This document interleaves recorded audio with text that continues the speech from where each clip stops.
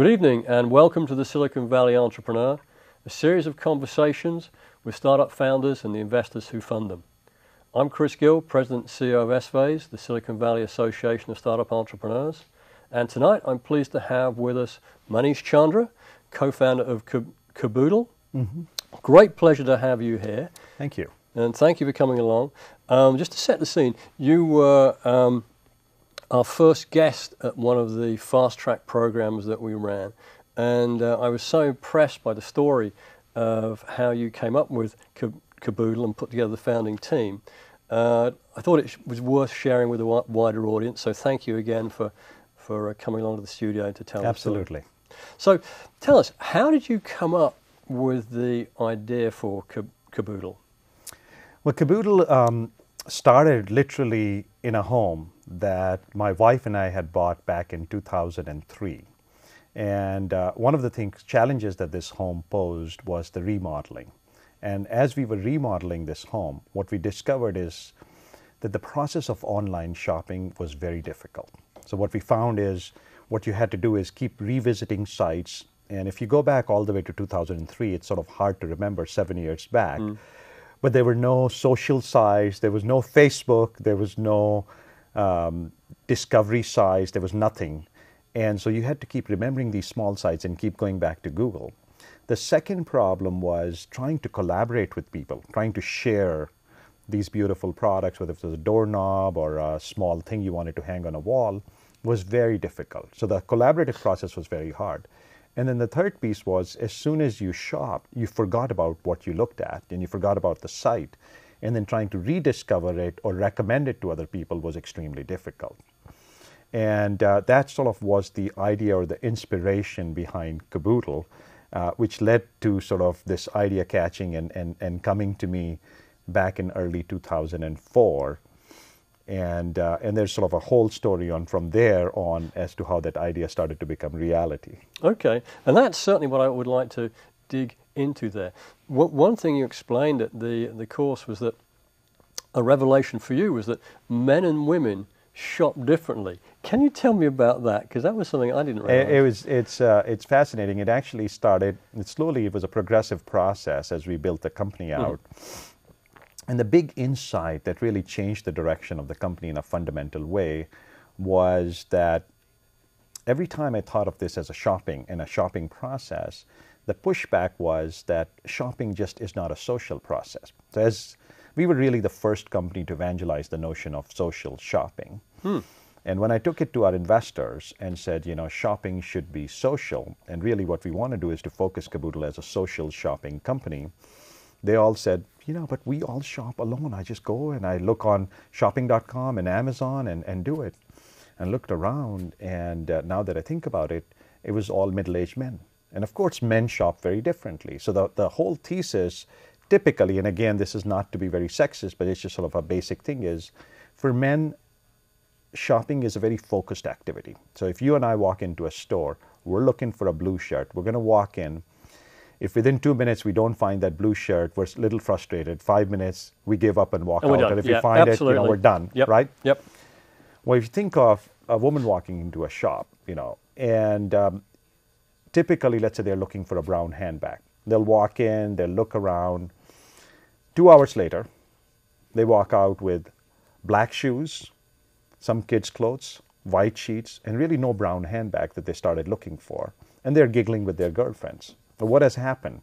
The white sheets were bought because they were 60% off. And there is no way you can let go of white sheets that are 60% off, that are such a good deal.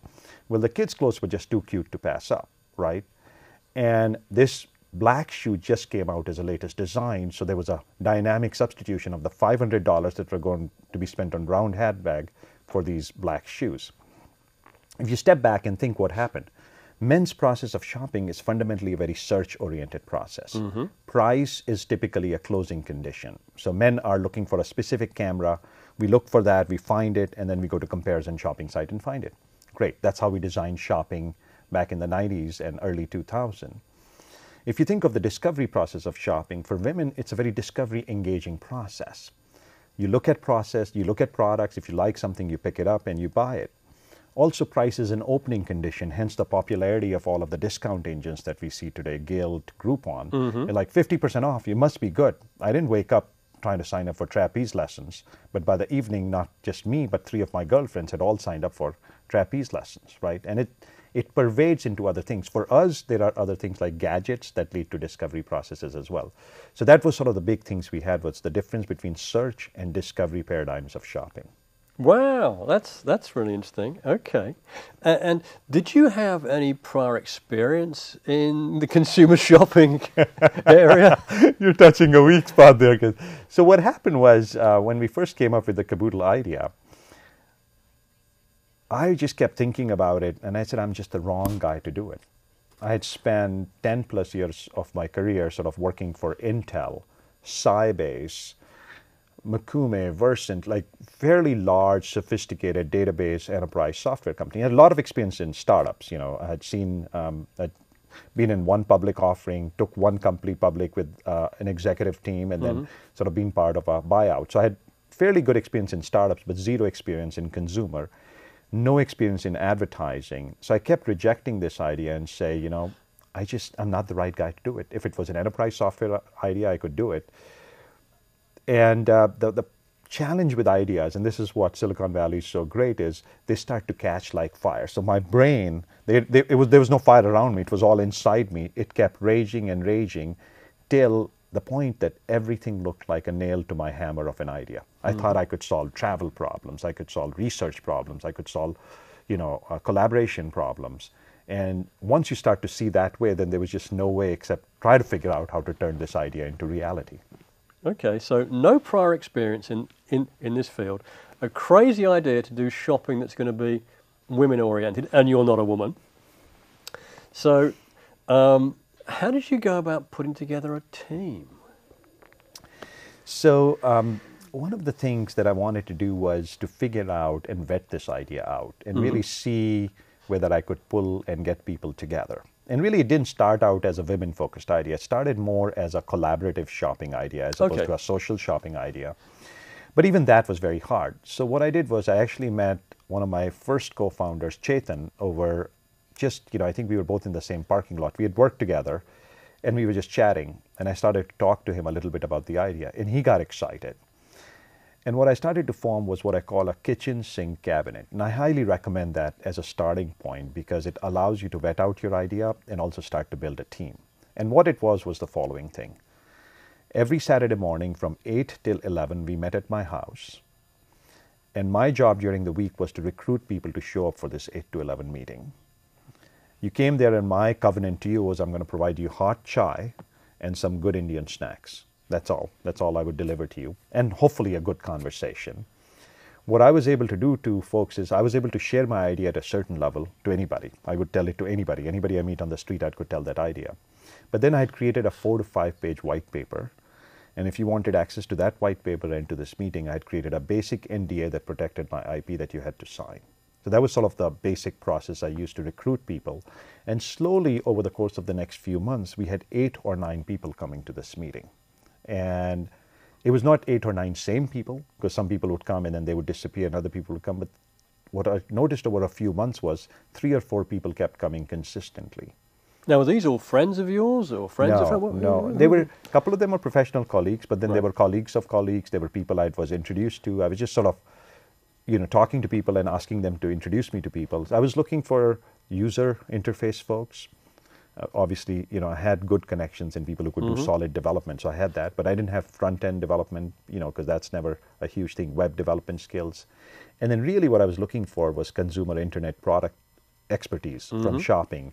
Amazon, Yahoo, at that time, Jungly, Google was very hard to recruit from because they were all locked in. So it was really just trying to create a small movement of people who would believe in this idea. And you were happy, as you said, to talk about the idea to anybody? At a certain level, right? At the highest level, enough to get them excited.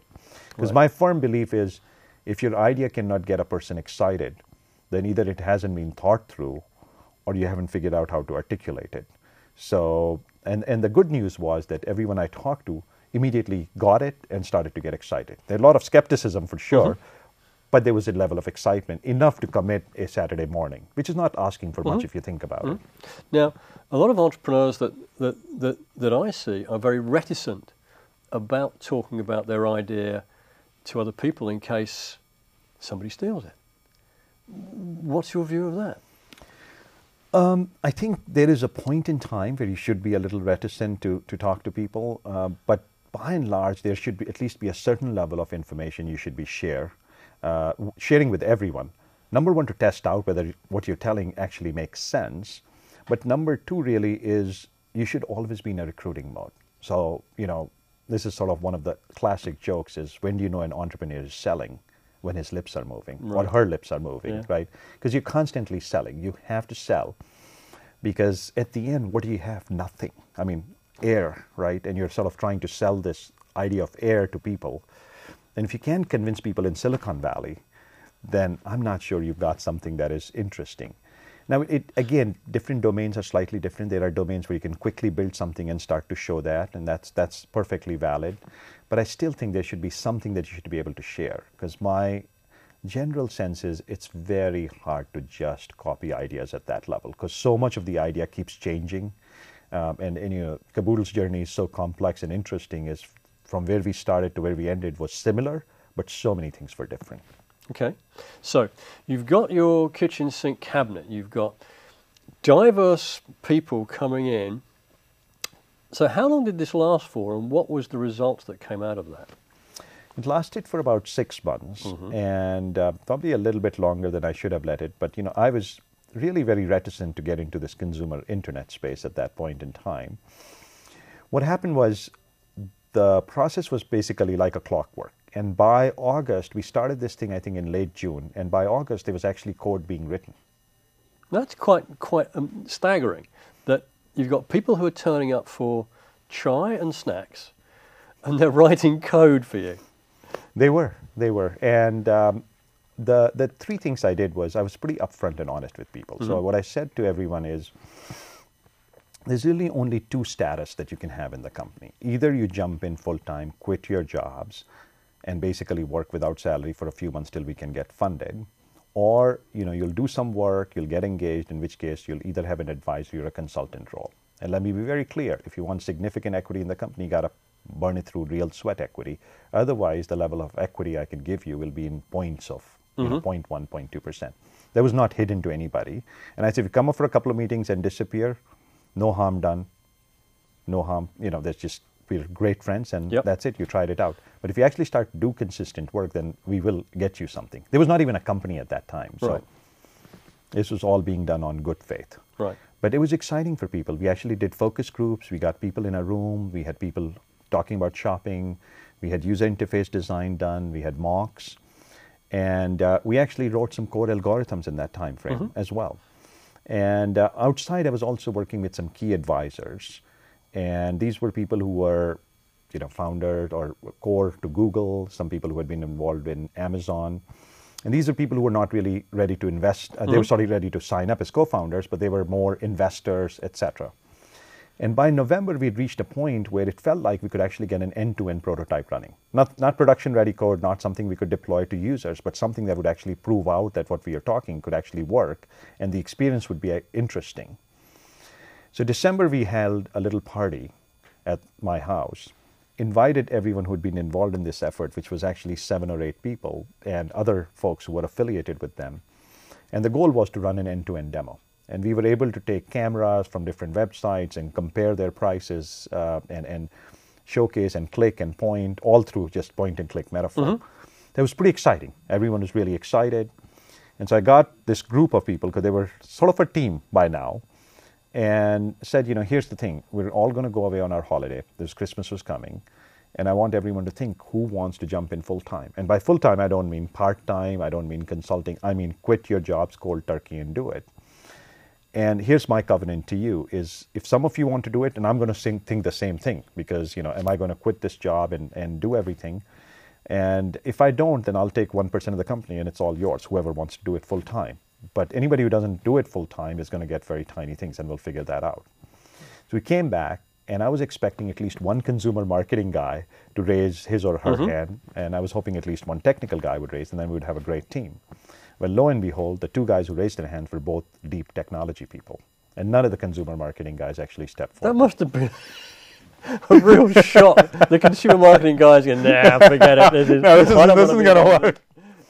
Yeah, so it was interesting because we had to all do a lot of introspection. I had to do introspection on whether I wanted to do this thing without a consumer marketing person. Yep. I had to do introspection on, do I choose one of these two guys? And they had both been there. Pretty much one of them had been there since June, the other had been there since August, and both had been relatively very sincere about the effort. And they had different skill sets. Even though they were technical skill set, one was sort of deep architecture technology person, the other was sort of able to, build teams and grow teams and sort of work with people. And so I approached each of them. I said, hey, you guys are slightly different. Here's the situation, and this is how the thing is, we're going to divide up equity in a certain way. And it turned out that both sort of liked each other through that process, had developed a level of respect, and were open to doing this 3-person thing. And I talked to a bunch of advisors. They were very worried about this whole process of doing two technical founders. But we reserved a little bit of the equity for a potential consumer marketing guy yet to come. And we divided up 100 points, and we were off to the races. We set up the first office with 4 IKEA desks for $30 in my garage. And that's how Kaboodle was born. But this is just a terrific story. So you had no prior experience in the field, but you went through what I view as a very creative process to find, to end up with not only a working prototype, but identifying a team of people who were passionate about it, you could take on board as co-founders, and understood that going forward, they would be working for 6-9 months without pay, as would you. Yeah. And they were excited enough to get on board with it. That's a terrific story. I mean, that's outstanding. Thank you. Not at all. So what happened next? Well, so we had said that, what I wanted to do was to make sure that we remain a team for a period of time. Yep. So we had pretty frank financial conversations in terms of what our cash burn was per month. And I'd said, let's plan on a 9-month thing. Remember, this is 2004. Capital was very difficult to find still. It was opening up. 2005. Google had just gone IPO in fall of 2004. And my brain was saying this is going to be good news for us. But we'd gone through 3 years of hell in Valley in terms of capital markets. And social was sort of like just starting to happen a little bit. I think Friendster was the hottest company at that time. So I knew that it's going to take a while. So I said, let's sign up for a 9-month deal where we said 6 months, we're completely committed to this company. No paycheck, we're all planned, and we went through extensive discussions. Everyone had cash. And I said, after that, it may take you up to 3 months to find a job. And after 6 months, I'm not going to hold you to any covenant. But for 6 months, let's just be in blood that we're going to be together. And we actually hadn't incorporated anything at this point. This was all sort of verbal, word of mouth. And everyone agreed. And so we quit our jobs cold turkey. One of the founders had already left his job a few months back. Another one quit, and I quit. And we basically were off to the races. What happened was all of these advisors I had been working with, and a couple of my older investors in other startups that I had been part of, which I was not a co-founder of, but I had been part of, I approached them, and they were all willing to put a little bit of money, right? And then when I approached them again to try to do a close, the money became half of what they had initially sort of said, because people sort of, somebody wanted to put $25K, wanted to only put $12,000, etc. These are great people, but they were just, I was completely raw, and our whole team was very raw. So the one thing I had in the mindset was close. You got to always close something to kind of move on, whether you ever got to close an advisor, an employee, someone. That's sort of always been my mindset. So I got to close some financing piece. So my first close was for $250,000 with a series of investors. And I promised them we're going to not spend a penny of this money. So my promise to them was, till we hit $750K of raise, we will not spend any money. So we closed that. Wow. Okay. And we didn't start payroll, nothing. And what happened was that the second that money closed and the funds were wired, and I created the term sheet, right, because nobody else was willing to lead. So I created basically a fair convertible term sheet, which they all signed on to do. And they all got evangelical, because the second you put real money into a company and it's really happening, and it was a great concept at that time, they started to send me around to people to meet. And the most sort of pivotal time period was one of my investors sent me to Orange County to meet with this investor who actually built homes, Shea Homes. And he had sent me to meet with Mr. Ed Shea, who actually passed away a couple of years back, but a fantastic, fantastic guy. But I meet Mr. Shea, and I know not much about him, except, I walk into this small set of offices in Orange County, which are builders' offices. They're a very large building company. And the person I meet is a very old gentleman. And, and when I see him, he sort of listens to my pitch. He asks me a couple of questions. Then he brings his 13-year-old granddaughter. He says she is actually going to be an interesting sort of news. Pitch to her again. So I feel like I'm in the twilight zone. And I pitch to this girl, and she's nodding, and he sort of looks at it, and he looks at me, and he goes, Manish, I think we're going to invest something. And I had been sent with the expectation that it'll probably be like a 50 to 75K investment that he will do. But I don't know how much we want to invest. And so I said, thanks, Ed. And I had a flight to catch back. So I kind of walked out, drove my car, and I'm thinking, oh my God, this is going to become like a 20K investment. Given my 250K close experience, I was like 20K investment. So I'm driving. By the time I land at the airport, I get a call from my other investor. And he goes, Manish, did you see the email from Ed? I said, no, I'm just going through the airport security check. He said he's decided to invest $600,000. Wow. And that changed the dynamics of our funding. We then very quickly got oversubscribed and ended up actually attracting a phenomenal roster of investors and ended up closing. Our first round close was $1.5 million of a convertible note. Terrific. Terrific. That's outstanding. So the story goes on further from there, because this sounds like all good news so far, but I understand there were some unexpected things that came along the way as well. How did you cope with those? So, 2005 was a rocking year for us. We raised the money, we went forward, we had an amazing sort of start. And it was a year where so many good things were going on. TechCrunch was just starting. GigaOM had just started writing. And when we sort of first did our very early alpha post, it got picked up by all of these periodicals. So we got tremendous interest in what was happening. And then early 2006, we launched this notion of social shopping as the first concept. That was amazing. We were at a demo conference. It was phenomenal. A lot of receptions, a lot of coverage, a lot of uptake in our users. And after that, one of my co-founders decided to take a trip down to Colombia. And as he was in Colombia, he was a paraglider. He was paragliding and ended up falling on a live electric wire. Ooh. And got electrocuted. We were in the middle of trying to close our Series A financing. So everything was lined up. We had phenomenal investors lined up to invest in Series A. And I was supposed to close, I think, that Friday, and Monday I get a call from Colombia, from his wife, saying, unfortunately, there's been a tragedy, and he's, been electrocuted. And there was no time to talk, and she hung up. And if you Google electrocution, what you find is the result of electrocution is often full paralysis, death. It's a pretty dramatic sort of thing. And we were, I think, only 7 or 8 people in the company at that time. It's a very tiny company, and we were almost out of money at that point in time.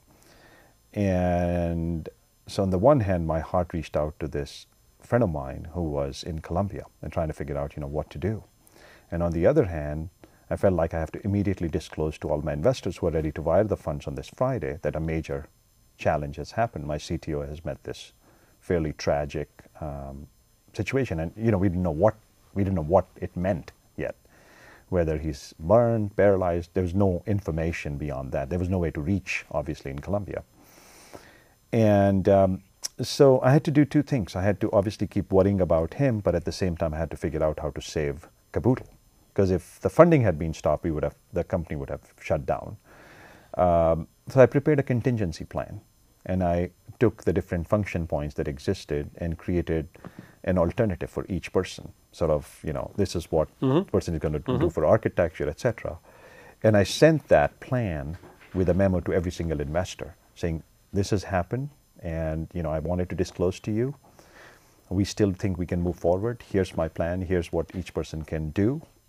And I want to disclose to you. If you want to obviously not fund the company, I totally understand at that point in time. Fortunately, every single investor rallied behind. I got a call from one investor who said, hey, I just got out of this company. I made a lot of money, and I'm sort of sitting and I'm just relaxing. If you want me to fly down to Colombia to help him, I'll do that. Ron Conway, who was an investor, called me. He said, Manish, this thing happens. Let's move forward for the funding. If you have some people who backed out, I'd be happy to figure out a way to sort of supplement it. Jeff Clavier, who was an investor, came and spent some time at our offices. And our lead investor, Kanwal Reiki, rallied behind the whole process. So fortunately, it took about a week of delay, but we were able to close the funding. At the same time, my co-founder was going through a lot of personal grief. What had happened was that the current had gone through his body, but fortunately, it had passed in such a way that it left most of his body intact, but it had burned a portion of his left hand. And he went through, from that time till he fully recovered, dozens and dozens of surgeries. He was medevaced from Colombia to Miami, from Miami to San Francisco, and went through a lot of different steps. And was actually gone for 6 to 8 months from the business.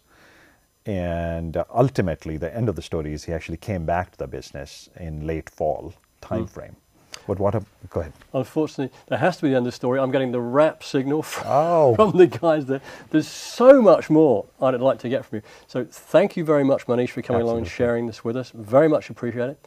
And good to see you here. Thank you. Well, again, this is goodbye from Chris Gill. I hope to see you again next month.